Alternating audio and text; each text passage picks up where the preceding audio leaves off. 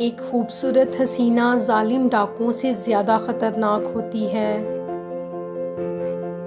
عورتوں کو ہر خوبصورت مرد شریف لگتا ہے۔ دوزخ میں گناہگار عورتوں کو ان کے پکائے ہوئے سالن زبردستی کھلائے جائیں گے۔ عورت جب کسی مرد پر دل ہار بیٹھتی ہے تو پھر کوئی دوسرا اسے فتح نہیں کر سکتا، اور مرد صرف اسی عورت سے ہار سکتا ہے جس سے وہ بے پناہ محبت کرتا ہے۔ مرد کی محبت نوافل کی طرح ہوتی ہے، ادا ہو گئی تو ٹھیک ورنہ کون سا فرض تھی، جبکہ عورت کی محبت کا یہ عالم ہے کہ وہ اپنے محبوب کے ساتھ جنت کی حوروں تک کو برداشت نہیں کر سکتی۔ جب خواہشیں مر جاتی ہیں تو سمجھوتے باقی رہ جاتے ہیں۔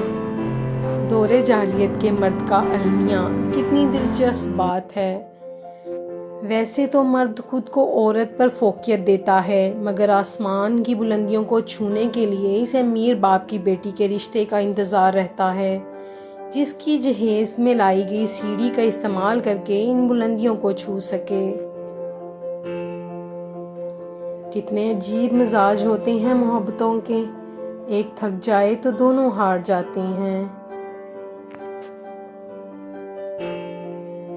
اکثر دیکھا گیا ہے کہ وہ مرد عورت کے ذہن پر سوار ہو جاتا ہے جو عورت کا من پسند ہو اور اسے نظر انداز کرتا ہو۔